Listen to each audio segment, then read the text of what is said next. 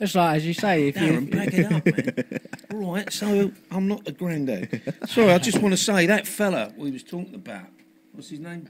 Darling.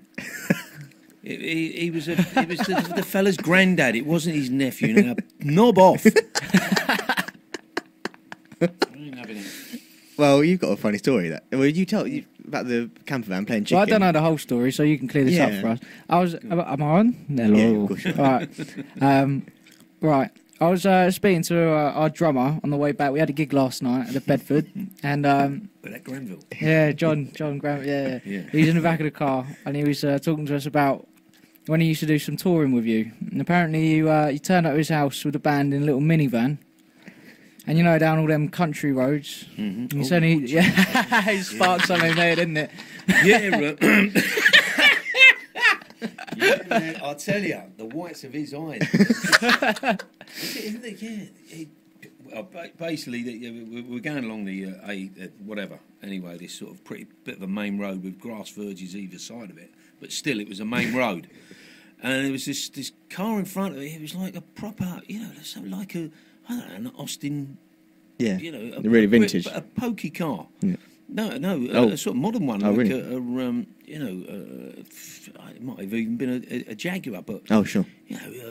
A lot pokier than the crate we was in. It must have had some right old colonel in the drive. Well, a Sunday driver, and not that I was in a rush or anything to get to the gig, but I just thought, well, the next space we get, I'll take it on. And I didn't realise I didn't take into consideration that we had a trailer on the back or something. So the fella in the Jaguar next to us must have thought was going. But as we've taken I just haven't judged the speed right. Yeah. Right. Okay. Right. Granville, what did you tell him that for? And his car started to come towards us, and you put your foot down, but you don't go any further. No, It's too late to pull back to the length. Yeah. And this car, I mean, it skimmed by us, but it was just the memory of Johnny Granville going.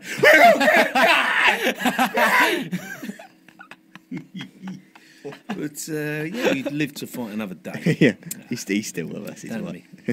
He's all right. He's still with us. Yeah. He's a good guy. Yeah, thank God for that. So what gig were you going to then on that particular one? We were on the highway to hell. Highway. Out. We were going to Skegness, I call it. Butlins, yeah. Skegness. Which, out of the three big major Butlins places, Minehead, Bognor and Skegness, I think Skegness is the wettest, dreariest. Is it? Where is it? Is it east? Is it right? It's right up north, is it? Lincoln one. I thought it was like I'm not very good at geography. I'm just past Hunstanton. You know it where was near Scotland. You know where the it? butt of England sticks out. It's just where that bit sticks out the top of that. Right. It's sort of it's north. Okay. Northeast. Was that an enjoyable gig? It's Lincolnshire. Yeah. That was all good. Yeah, they were fun. They were, it was novel. Yeah. It sounds like fun. It was going to be short. It was short-lived. It was short-lived. We had a contract. Some fella. We were called the Camden Cowboys. John on drums, Kev on guitar, and my dad was Nick on keys. Judd. Nick Judd on keyboards, and Louis was in there somewhere, and who was on bass. Dan Burdett, Kev Burdett's son. So it was, a very incestuous little group there. And we were contracted to do a couple there, a couple in Minehead, and a couple in Bognor, and everyone had its own stamp. I mean, it was a hell of a lot of fun. You got up, you done an hour, you got paid your money, no politics, none of that crap. You just got paid your dosh, done the gig. Yeah, Minehead. Anyway, should I tell the story? Anyway, is it all right? That's a no then. Is it? Well, it's not rude. It involves a phallic vibrator. Is it all right to bring up? No, it was all in good taste. No, that's all right. You've started now. You got to finish. Yeah, we want to know. So anyway, this transit of it on the what's his name, and I've got this it was like a bionic, not a bionic. You know RoboCop. It's like a transformer. RoboCop, not RoboCop. Predator. Predator, yes. where he gets burnt a little bit and it's just nuts and bolts. Well, it was that. It was like that. It was like it was called, Terminator. It was called the buzzing Terminator. Yeah, not Predator. What am I to see? I'm allowed. I'm over 50. I'm over 50. It's allowed. And anyway, yeah, I've got it in this bag and I puts it up on the drum riser, and we starts the gig, and then a couple of songs in, and all I can hear is there's a bit of noise going on, but you can hear like. Where's the wasp? And I turn around and this leopard skin bag is like fluttering, wavering. It wasn't John's, was it? What? It wasn't John's, was it? So there's these two women down the front, and they're like looking at that, looking at me, looking at them, and I thought, right, here we go. Who wants to know what's in the bag? And these two girls, mid-20s, early 20s, I don't know. Oh, me. Oh, we love it. So one looked like a Luton Airport. What's her name in Emmerdale? Anyway, I forgot. Lucy Chase. Anyway, one looked like her. I thought, right, she's out. She ain't coming anywhere near me. She had, the eye. She had a third eye. Give me 6. It's one of those 6 fingers. Anyway, so now let me get this straight. I've gone, hello, lady. Would you like to get up on stage and win yourself a little present? She's gone, yes, please. So I grabbed her up on stage, put a chair in. I've got this tape, like ribbon, let's call it. All right, gaffer tape, ribbon. And I sat her in a chair, I blindfolded, gaffer taped her, blindfolded her, pulled her back on the chair and moved her around in figures of 8 and here, there, so she's all disorientated. Yeah. You've got about 3 or 4, a couple of thousand punters out there going, what the is going on here?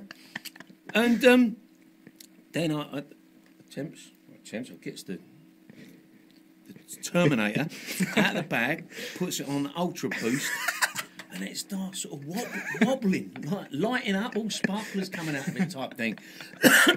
And I start sort of just gently rubbing it across her ear and her head and that. And now I'm thinking, hold on, this is getting a bit nonsensical. This is wrong. And I look in the audience and a friend is going, like, I think she's going, oh, it's great, what entertainment, whatever, and this, that, and the other. So anyway, I unstraps the woman after what I thought was a funny, and I unstraps her, and I gives her the prize, and she looks at it, and the smile on her face has gone from ear to ear. She's fine. But her mate down in the audience is going, you'll fucking see me in court. You'll see us in court. You dirty, dirty old... Now then. It was all a bit of fun. And I ran over to the security and I went, am I out of order doing that? And they went, look, fine, she's had a few too many. She'll be fine in the morning. You won't be sued or anything like that. Of course, it was just, I just got the horror as well. I've never touched the Terminator since. That was a great way to end that story, actually, I have to say. Bedtime stories with Lee Thompson. Well, I think we got to play a couple of tunes after that just to recover. Now, this is the first one is. I think I've wet myself. Where's my continuity? Continence. Constantinople. He has left the building. Lee Thompson has left the building. That was Lewis Taylor and Corleen Anderson with 18 with a Bullet and Stretch with Why Did You Do It? Some great tracks there. So you obviously had a lot of fun touring, Lee. I'll tell you what, you're out of order. It's that Chris Spedding, I really idolise him, and you just told me he's got a really I was wondering I was going to come. I'll tell you what, his breath makes the tiles fall off the wall. I mean, when I shook his hand, I'd done it from a distance. No, it's Chris Spedding. No, you ain't got motorbiking here, have you? I mean... well, we'll have to play that one week, I think. It's classic. One day, yeah. Sorry, what was your question? Touring. Did you have fun touring? It sounds like you did. Yeah, always, well, you sound always. like it. I tell you, two-tone tour, phenomenal. For everyone sort of clubbing in and making it work. We're all just fresh out of school, some of us. Yeah. And everyone, 3 bands on the road together. Hard times. I mean, the poor old tour manager. Who was the tour manager? Mate of Dave Robbo's. Frank Murray. He landed up in a loony bin. No, he didn't. He didn't really. It was his local pub, actually. But it was him and another fella called Steve English. Who I remember passing the 2-tone bus because it was that time of the month type that really started to kick up in there, and all different types of smells. Won't go into detail. So I ended up getting in a car. We was going down to Brighton, where I remember passing the truck and looking a bit glum out the window was Pauline Black. So I thought, this is cheer up. So as we're pulling up, of course, you do the old moonie out the window, and she found that quite amusing. Intelligent girl. She sort of made a sort of little finger sort of thing towards me. Not in a bad way. She's a nice girl. But anyway, we passed the front of the bus, and Steve English was next to the coach driver, and I remember he had this sort of like a cane, bit of wood, and as we were driving, I kept my eye on him, and at some point it just snapped in half. So that was it. He had to leave the tour. He left, as far as I know, a few days before the tour finished, because we'd left around a little bit before he left, I think, to go to America with to try and beat. The idea was to beat the specials to the States. Oh, sure. God, got there, couldn't wait to get home. I mean, it was absolutely fantastic out there in New York. You could imagine, can't you? We looked like midgets out there. I mean, they all thought we were. Were you well received in America? Well, I'd say. Well, funny you should say that. I mean, they all thought, because of the flat tops and the boots and the image, they all thought we were either in the army or gay. Sure, right, okay. Our manager took us to this gay bar. Yeah. And I just remember playing the pinball machine. This is a brief one, I won't give it. And this cowboy, literally, he had all the clobber on and that. Howdy, boys, nice to meet you there. Said, I bet you, I got this large Jack Daniels here. I bet you wouldn't swish your pelican in that and drink it down. You pelican? Well, I mean, what's that? I bet you wouldn't drink this maggot if I put it in there. And it's some crap like that. So I thought, right, I'm off. So I've got on the pinball. Machine. When you're trying to get the ball, and sometimes you tilt the machine. You say, get over that. So and I'm sort of thrusting myself against the machine. And as I look at the glass plate, I can see this American dude next to us salivating. I thought, that is it, I'm out of it.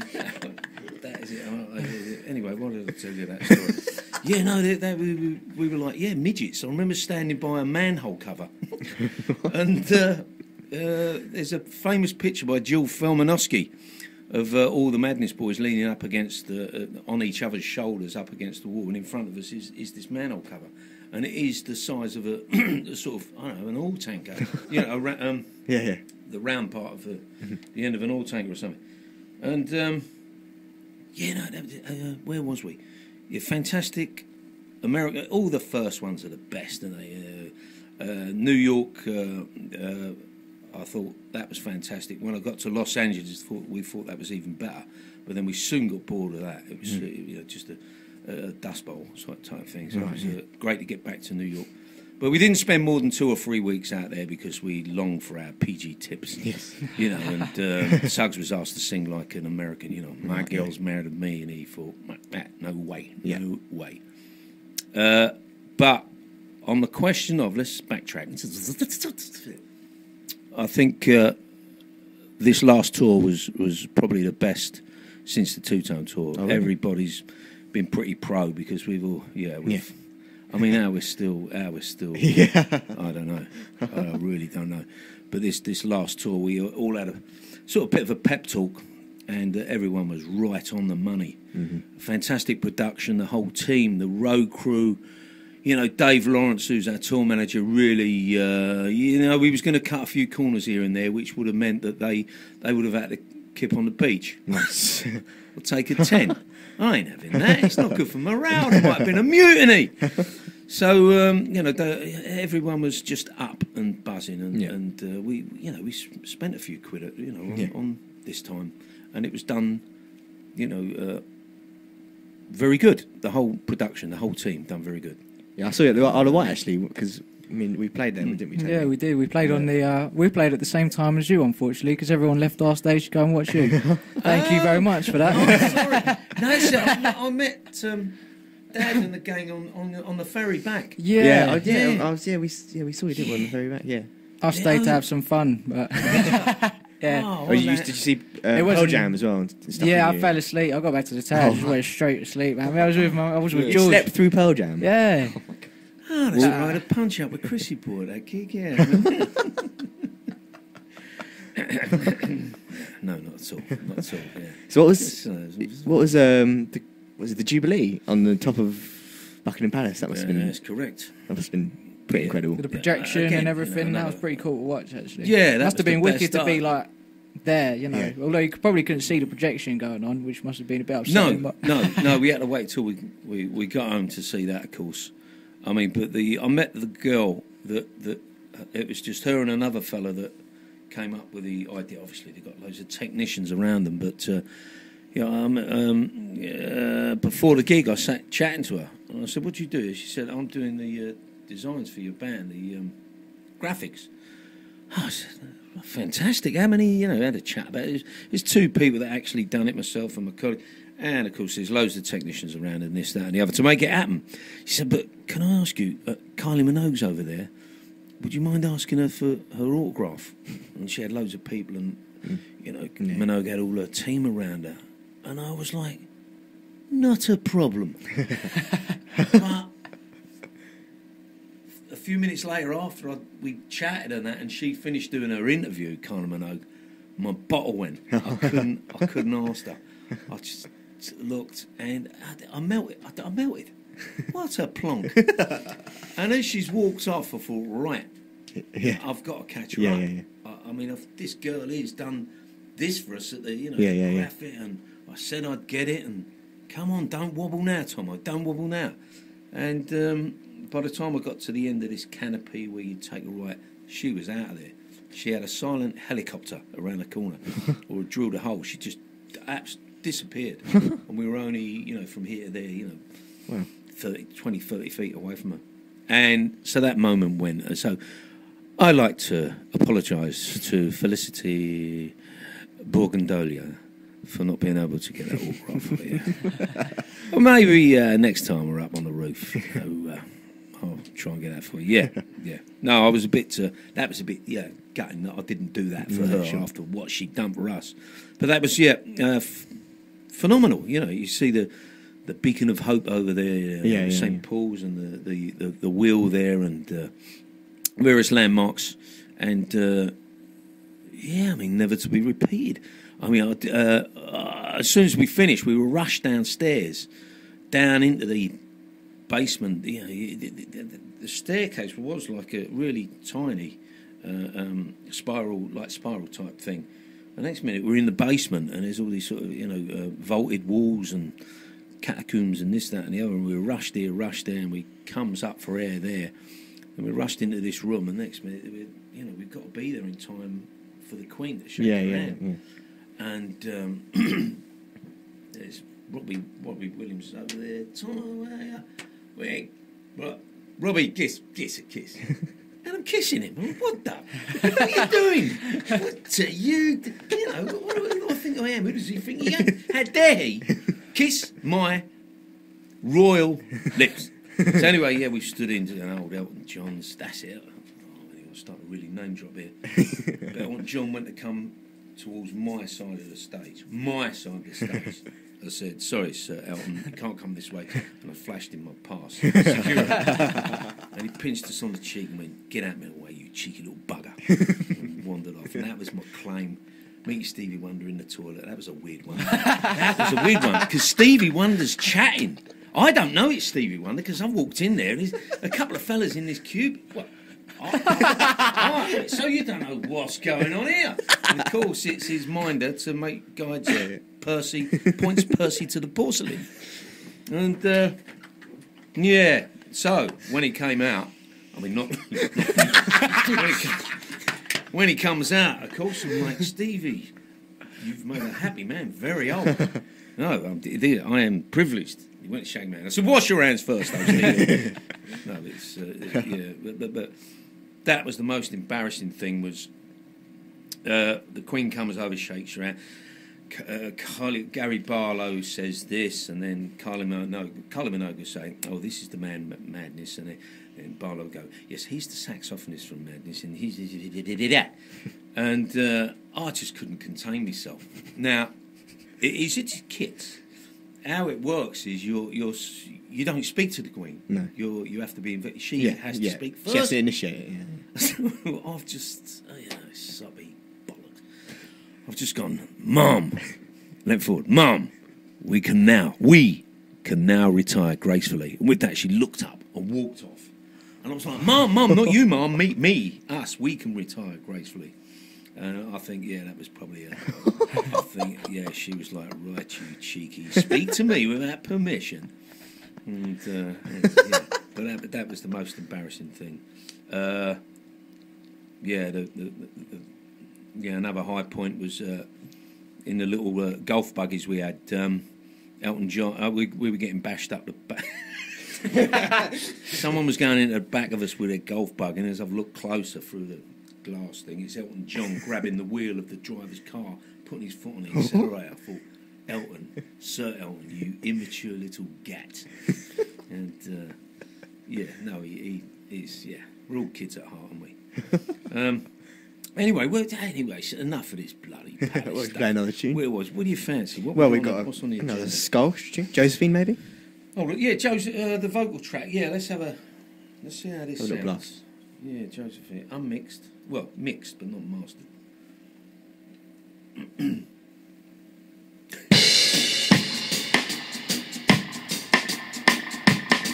Well, hello, Josephine. Well, how do you do? Was in this band, and he sort of was apparently, ska came about through them getting the airwaves coming over from America or whatever, and that if you listen to a lot of Fats Domino stuff, it is that offbeat, and that, and I think what is it? Kansas City was another sort of song that influenced the birth of ska. I don't know how sort of true that is, but certainly, I enjoy this music. Now, you did the Olympics as well. How was that? Again? The Ska Orchestra never. No.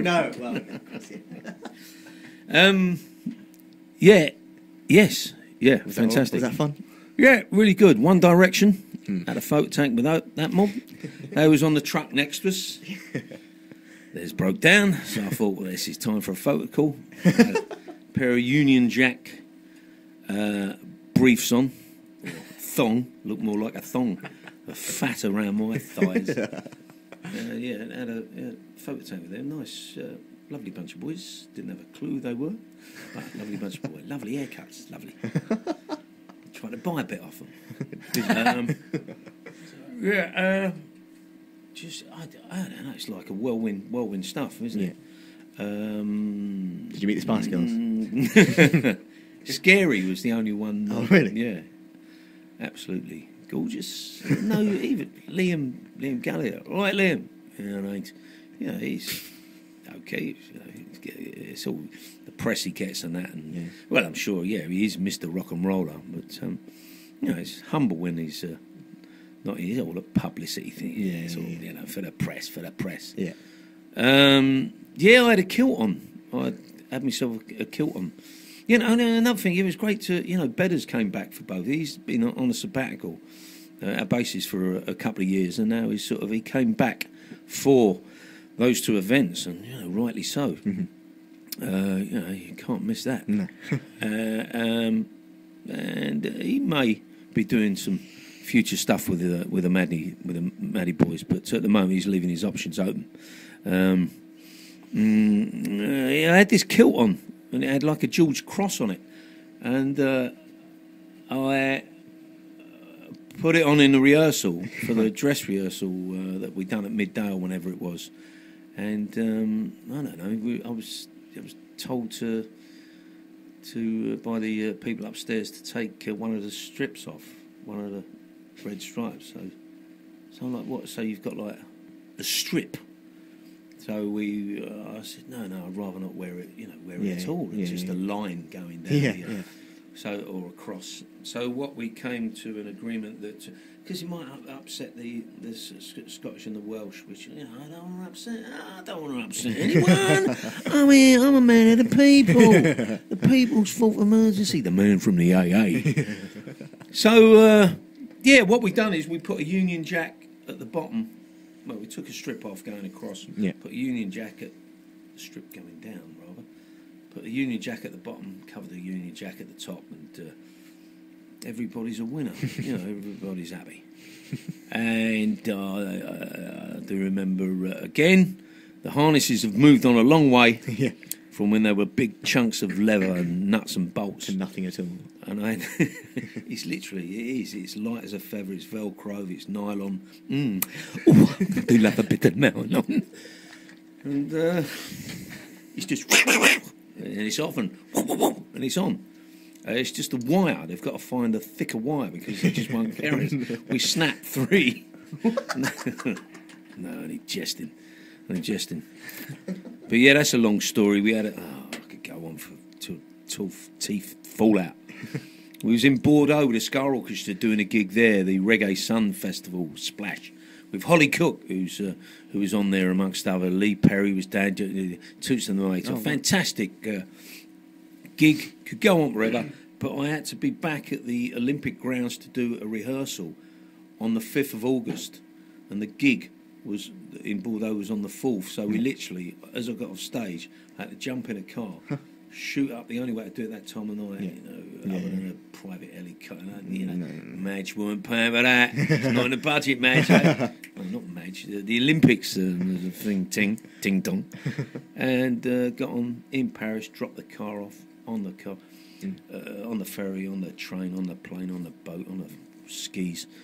And I got to the Olympic, what's his name, and just as I put the Velcro on, the nylon one, and the top on, it got the saxophone around my neck, and we're about to be pulled up on the wire, because they, I said, look, use a short fat bloke, my sort of, just why use me? Use Daly. Use me son, he'll do it. And, no, I'm really sorry, we'd love to, but it has to be you. So I put all the clobber on, and lo and behold, the minute they've put the tension on to go up, it has just bucketed it down. It's just chucked it down. So I've had to get back down, back out. I just said, look, I can't hang about. This is ridiculous. This is literally takes a few seconds. So I ran into the corner there, grabbed a couple of dustbin liners, stuck it over the top of us, and threw me legs. Covered the main thing was covering the sacks up. I didn't want that damaged. And they wired us back up, and I was picked up, taken 10 feet, 20 feet across, and then lowered, and that was it. I mean, all that running the gauntlet from Bordeaux to there to but absolutely worth it at the end. Yeah, sure. I mean, when we actually done the take, and I got lifted off the truck, by the time I got down and with the nylon.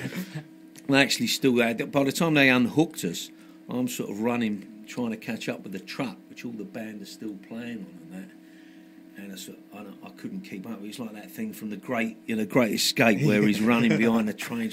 It was that, and I sort of went to put my hand out, and I think Carl went to put his hand out to pull us up, and my legs and lungs and teeth dropped out. Met in the middle, nuts had dropped, and I just packed up. The truck took off, and I sort of waved it. Goodbye. Now, your Scar Orchestra, it's got gigs coming up that people can go to? About time. For a price. I think it can be arranged. Shall I read some dates out? Yeah, absolutely. see if I can. Let's have a look at my file of facts here. Ooh, what page are we on? Right. Now listen out there, gang. Every half dozen of you. Yeah.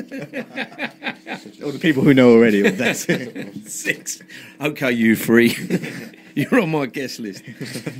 Right, we got May the 16th at Under the Bridge in Chelsea. Check website for details. 20th of May, Fleece and Firkin in Bristol. Oh, that's too far for you, sunshine. 24th of May, Manchester. I can't remember the name of the venue. Darren, can you text us through the name of it? 25th of May, Newcastle. Now, Newcastle I absolutely adore. Now, they know how to have a party. I said, well, they walk about in string vests, mini skirts, and that's just the blokes.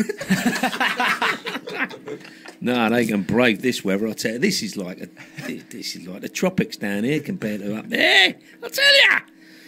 August, I don't know what the date it is, but we're in Sheffield and it's some Scardo. Where's that? Hey, look, we got one in Belgium. I've just noticed we got one in Belgium in August. Now, it's a bit of a way to travel. I mean, wear your water wings when you're swimming over there. But that's some jazz festival, and I'm quite chuffed about that one. cool. Yeah, so that's it. A mini tour between 3 dates in May, and 4 dates in May, and a couple in August. But it's picking up. It's a whole lot of fun. Oh, here we go. Look, old Daz. He don't hang about. Band on the Wall in Manchester. Von Ryan's Express in where? Oh, Von Ryan's Express is the train that the fellow was running behind. What an anorak! What an anorak! And who was it, Darren, that was running behind the train? Eh? Come on, what actor was it? Was it Frank Sinatra? Was it Richard Burton? No, that's Where Eagles Dare, is it? Was it? Hold on. Right, teeth worn firmly used after your denture fix. Yeah. Oh, that's Scar. Just reading through his messages. Right, Chalky, sorry about that. That's very unprofessional. So have you got any links? Yeah, here we go. Okay. Right. I'll tell you, this is the one to go to. This fella, John Young, he's just made this video for a track we're releasing, hopefully, Fu Manchu. He's made this video to accompany this Fu Manchu track, and it's all homemade stuff ripped off of TV, so commercially it ain't going anywhere. But check it out on YouTube. The theme is pool halls, and stars of the show, well, it opens with your man, the one and only Hurricane Higgins, moves slowly into Scum with Ray Winston. Have you ever seen that? I know of the film. Yeah. Ooh. Yeah, naughty scene. And Mean Streets? Anyone? The pool room scene in Mean Streets? Oh, come on. You're a mook. What do you mean? What's a mook? You're a mook. I'll give you a mook. A big battle takes place in the pool. It's hilarious. Right. And then there's have you ever seen Fritz the Cat? Oh, mate, it was like an early to mid-70s cartoon. An 18 it would be now. It's there's a pool room scene in that anyway. I won't go into detail, but Fritz the Cat, check it out. Of course, Paul Newman in The Hustler, one of the best pool scenes, pool films, and very good film, very underlining currents in there, and finishing up with scenes from Take It or Leave It. I hope I'm not giving the game away, but that scene, John, if I may add, goes on a little bit too long. We've got to put Hot Lips in there, from MASH. The pool scene in MASH. Yeah? We've got to slip a bit of that in there. And Robert De Niro going Gary with the pool cue in Mean Streets. Ooh, it vibrates every time it does that. Right, did I read the address out? I don't think I did. No. www.ltos.mis. What's that called there? An underscore, hyphen. Or is it underscore? Is it in the middle or is it underneath? I can't tell. Try both. Yeah, try both. A hyphen and an under thing. Online.net. So I'll read that out again just quickly. ltos.mis _ might be a hyperthon online.net. Link to Facebook page. I can't. No, I can't be fucking reading. Well, I think we've got to finish off with the classic 10cc Dreadlock Holiday. Right, good choice. And just like to say, Lee, it's been a pleasure. It's been an honour and a pressure. It's always happy man, very old, and nobody lives this planet alive. it's always interesting speaking to you. So. You arse licking, get your tongue out. A 10cc with Dreadlock Holiday. See you next week, guys.